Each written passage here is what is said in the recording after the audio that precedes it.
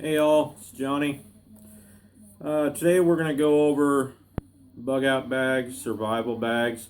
I know there's a lot of videos on YouTube about such. I was looking over some of them. There's no exact science to it. There's no perfect bug out bag because there's so many different scenarios and situations that you're going to have to build a bag to. So is it just going to be you, or do you have a family, and how big is your family? That can change how your bag's going to be built. Are you in the city or are you in the country? That's going to change how your bag's going to be built. If you ask me why, fact is if you're in the city, and let's just say you're going to be on foot trying to get out of the city, that'll be another deal, walking or vehicle. But there's going to be more things you can utilize in the country or in the timber compared to if you're just going to another indoor bug out location, let's just say.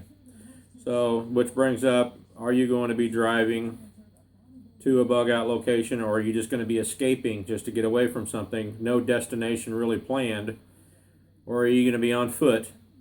Are you bugging out to a supplied location, or are you going to the woods or somewhere just away from the city itself? All these things play into account on how you're going to build your bag. These are the things you got to think about. Sit down with a pen, always keep a notepad with you, and just ideas will come to you. Just write them down. But this video I'm going to shoot will help give you these ideas, maybe things you didn't think about. So, is there a water source where you're going? That's another thing you need to think about. Where's your food coming from? Is there food where you're going? That's another thing you got to think about, which can also change how you build your bag. So I'm going to get going on showing you what I have. I have more of a survival bag built. It's not, you can call it a 72-hour bag, you can call it a bug out bag, all you want to. This is more of a survival bag. I've always been, you could say bad or good, about trying to be prepared for many different situations. So my bag's probably at about 35 pounds, but I've conditioned myself to handle 35 pounds on 6-7 mile hikes at a time, just conditioning myself for it. If you have multiple people in your family, you can have multiple bags, which is going to split up the weight, so it'll be easier on you personally and easier on everybody else also, so you're carrying less weight. Because there's so many things you can actually take with you and have ready. The more, some people say less is more or less is best, but I'm one of those that says the more I can take that covers more scenarios and possibilities, the better. Then I'm not ever going to sit there and say, I really wish I had this, or I wish I would have packed this, because it would make this so many times easier. And if you've never been in a survival situation where you're just dumped out there, you're in a spot that's pretty much unfamiliar to you, you don't know where you're going to eat, you're getting hungry, your family might be getting hungry, your safety, how you're going to sleep, where you're going to sleep, how you're going to do this and that. This is where education comes into play. This is where having so many things that can help you out in doing these things will help out. So you can redefine your list on what you want in your bug out bag as you go. Mine changes constantly. Mine's not perfect, but mine's good for me right now. So we'll be breaking into my bag, dissecting it, and showing you exactly what I got, and it might help you out a little bit. Okay, this is my primary survival bag that I've fixed up. I have other ones that are in the works, but this is the main one I've been building on for a while and changing up and removing items and adding items. And if you get carried away like me, you're going to have a hard time finding a bag big enough for everything you want to put in there. But you got to keep weight in mind. So also wanted to touch base on, this is not like a small survival kit or an everyday survival kit that you would keep like in your car or on your person, of course.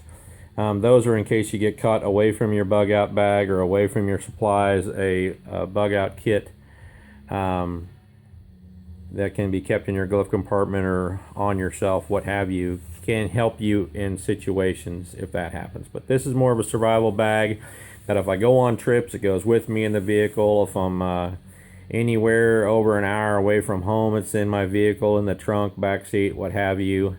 And if things were going to get bad, forcing me to leave the house, this is what would go with me in part. This is not going to include my self-defense gear.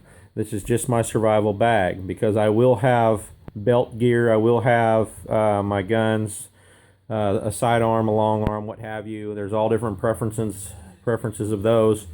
But this is just a survival bag that I'll be carrying with supplies. It has nothing to do with self-defense or anything of the sort. So this bag here is a range bag. It was made by 1776 Tactical.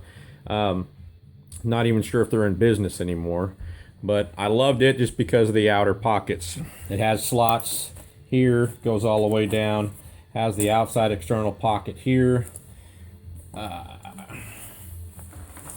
external pocket, same thing on the other side, padded back, straps, loops, got pouches, two of these that come with it, two more side pockets on the other side, and there's different compartments whenever it comes to the inside. This zips, opens up a front. This is a main zipper that goes all the way down the sides, opens it up, and then there's a divider in the center also, and 4 smaller bags. I'm thinking I'm only utilizing 2 of those, and they're about this big, but there's 2 on each side of that center compartment. That I'll show you in the video. It allows you to separate some of your gear. So we'll start getting into this so you can see exactly how this is all separated. Okay, the very front smaller pouch bag up here. I figured these are the things that I'm going to want to get to a little more often. Things I might use more. I don't want to have to dig all the way to the center of the bag for them. I try to get zippers with big holes, clips, so I can lock them all shut so they don't accidentally get snagged on something and get forced open. There's things in here you might not need, and it's going to have you might have a hard time understanding some of these things. Zip ties we can get into in a bit. This I threw in there a while back. These are large, heavy industrial zip ties. This is mainly if somebody needs to be not locked up, but you ain't got handcuffs. It's not easy to tie them up. Large zip ties are easy. This was an option I threw in here a while back. I'm still debating on getting down to maybe a half a dozen of them or so and getting rid of the rest. But like I said, my things are always changing. Tape. This is a black tape, like a stretching black tape. Just a rag. Small pair of binoculars. That's some weight you really don't need, but I decided to put in there. This is a dry towel. You can all see this all right. It's like a camp towel. Real lightweight. It can be drained real easy. It doesn't take very long to dry at all, but it's good for camping and backpacking. I have smaller ones of these. This is like sterno fuel, the canned fuel. I have smaller, lighter weight ones, about half this size. I'm thinking about switching these out for. These are in the front mainly just because of the size, and they are recently added, so I haven't really found a spot inside the bag for them yet. Maps, some local maps. I am in Kansas. I have Kansas and Missouri maps. I'd like to get laminated maps and trail maps instead of these, because these can be ruined by water. Let's see. There is a small knife in the bottom of this one. Never have too many knives. It seems like every time you look for one, they're all gone. That's the front pouch. Looking at the front of the bag, I do have a knife here. This is a trade rubber handled knife, old timer rubber handled knife. Once again, never too many knives. I know weight does add up, but I want an external knife out here outside the pack somewhere, and that just slipped in there real easy. Like I said, there's pouches here that I haven't used yet. Extra carabiners for no reason whatsoever unless I need to clip something on there. Up top I have a whistle. Some jokes say it's a rape whistle. We'll get into the inside of the pack. Outside over here, small pouch, a multi-tool. That's your pliers, knives, stuff like that. But we'll get into the main compartment. Okay, this is just a shallow front pouch. Another small pouch, velcroed. I can add whatever into, and there's velcro spots on the outside of the bag. Couple of flashlights. I might be doing an overkill on the flashlights because I think I have another one inside here.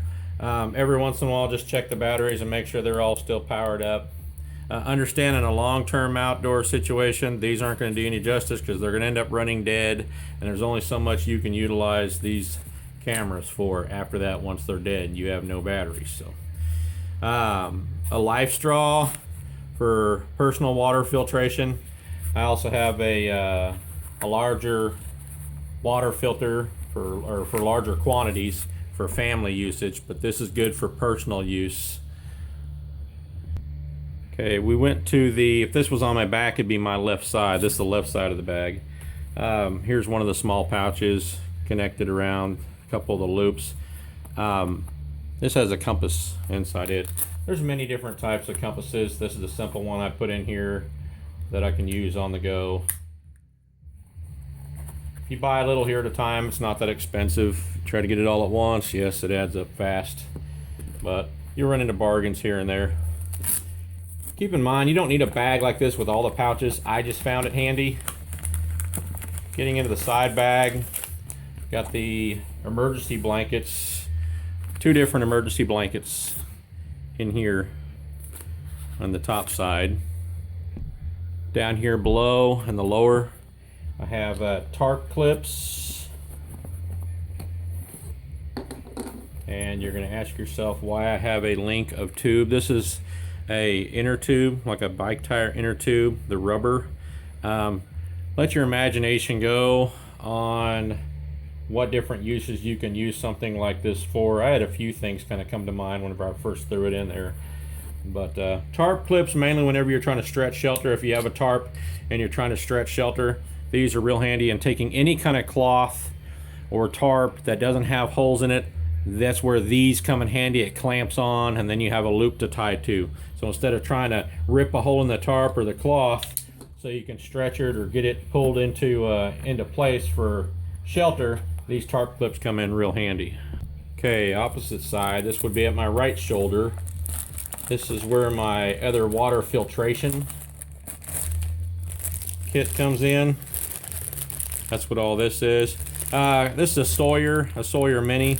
You can go online and do your research on water filtrations and what all you might need. This just handles a higher volume with a water bottle adapter and what have you. You can have a bladder. This is a bag, but this will also feed into a bladder to filter the water if you have one of those. And we'll get into the lower pocket. Okay, lower pocket. I had gun oil, Remington oil, Rem oil, small bottle. Real lightweight, mainly because I have a sharpening stone for my knives inside here. This will come in handy with something like that. Also a bug repellent. You can't expect this to last forever, but this is a small bottle. I keep it all in bags so in case it does spring a leak or get the mush put to it, it doesn't mess up any of your other gear. Everything I like to keep in bags, anything that can leak. And magnesium bar, fire starter. If you've never had one of these, they're pretty cheap at like Harbor Freight or online. Get out and practice with one sometime, see exactly how they work, and you get used to it. Okay, we're getting ready to get into the main compartment. That's the center. That's where the bulk of my stuff is, so I'll get it opened up. All right, this is opened up and laid towards us, so here's the center point. This is opened up this way. Here's the center partition, and then here's the other bulk half side. We'll start out with this side right here. Here's the separate pouches I was telling you about that came in here, separate zipper packs in case, and they're Velcroed in case you got to take one out and take it with you on whatever you're doing. We'll start going through what we have in here. Okay, first of all, never too much cordage. This is mule tape, real strong stuff. Electricians use it. In the front of this first pouch, if you can see this, these are some glow sticks. I'll pick up for 50 cents a piece. Get them pretty cheap at Walmart sometimes in a grab box. More glow sticks. These are ponchos, yellow ponchos, which can also double to help out making shelter like a tarp. Numerous of these. They're so thin, plus they're lightweight. I think this is a bug repellent, like a citronella sticks to burn. Large trash bag. Candles, small tea candles, citronella candles. Another emergency poncho back here.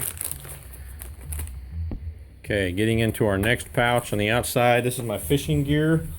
I got two different types of strings. Some of them I'm going to tie like limb lines. Then here's clear, which this can be used for different things, everything from surgical sewing to what have you for fishing. But a small pack of sinkers, hooks, small thing of jigs, steel leaders, an assortment. A little magnifying glass. I have a larger one inside the kit, but the magnifying glass come in handy whenever it comes to making fire, what have you, and it flips out. Hooks, like I told you, swivels, other stuff for fishing. Get inside the center. You can see this all right. Here's where I'll get into my tool pouch, and I'm going to get it spread out so you can see it better. Okay, try to do a quick run through. The larger tool is going to be a little bit of weight, but this is one of those things where if you really need it to do something, then you're going to need them, which is a small crescent wrench, small channel locks, small needle nose pliers, two-sided screwdriver, the flat, the Phillips, can opener, some wire, some loops of wire. This here, these are homemade stainless gigs or spear points, like fish points for spearing fish, what have you, different things that I made up, but they're stainless and they're wrapped up in this inner tube so they don't cut anything. More string, limb lines possibly, pack of razor blades, more tape, more string. Never use enough cordage. This is a multi-knife kit, has 3 different blades for the single handle. This is what do they call it, petcock. It's for different water spigots, the square loop for different water spigots to turn on and off. If you've ever tried to turn one on and you don't have something to turn them on, you'll know how hard it is. And that's just reaching out there in case you need it, you got it type deal. Okay, we'll start getting into this side of the bag. At this point, there's going to be some survivalists out there that have looked at some of the things I have had in my bag so far, and they're going to be shaking their head. They're going to be thinking, you don't need all that to survive. Once again, I'm going to say this again.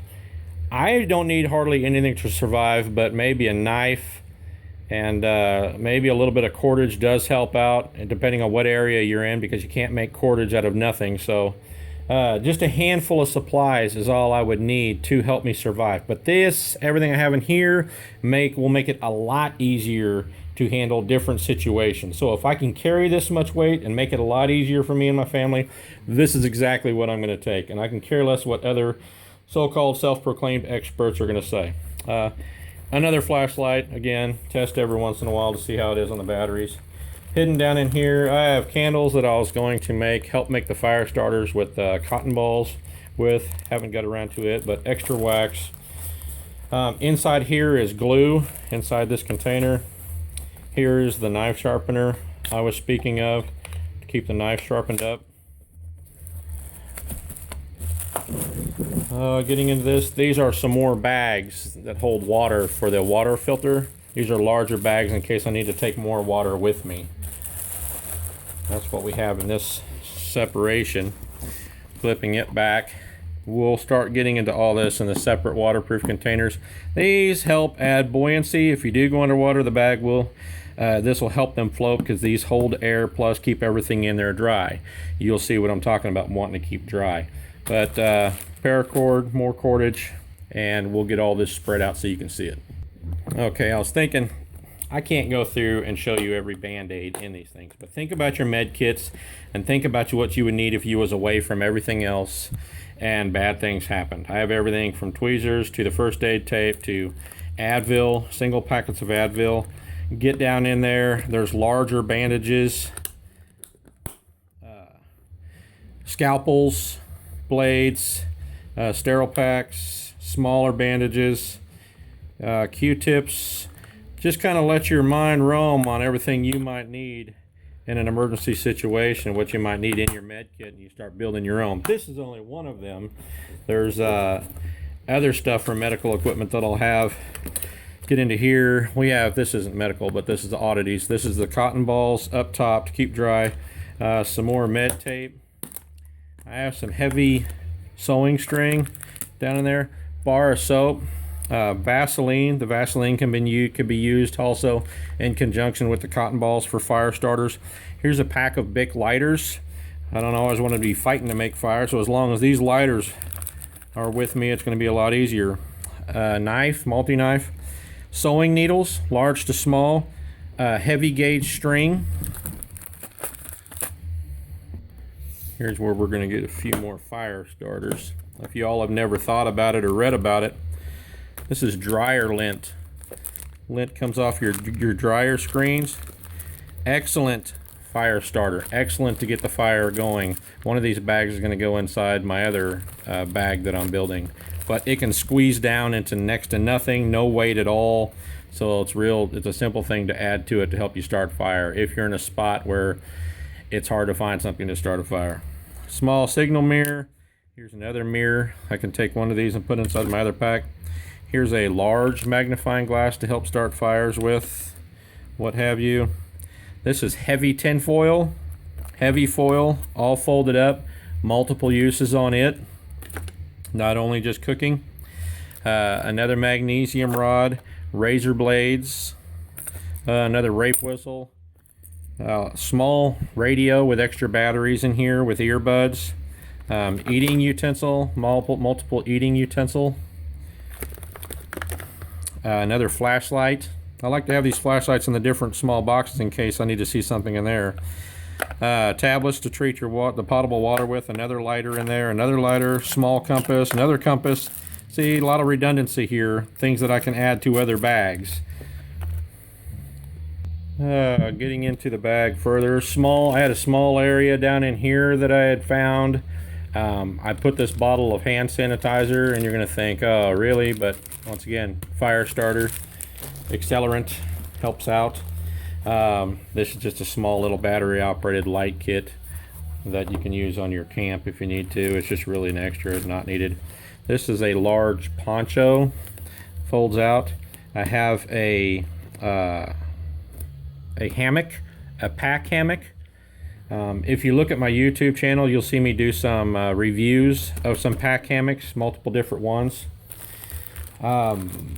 Getting into it further, I have the bug net that goes around the pack hammock. So if you're out around a wet area, mosquitoes, bugs, this can go around the hammock and keep you inside the netted area and keep you away from the bugs.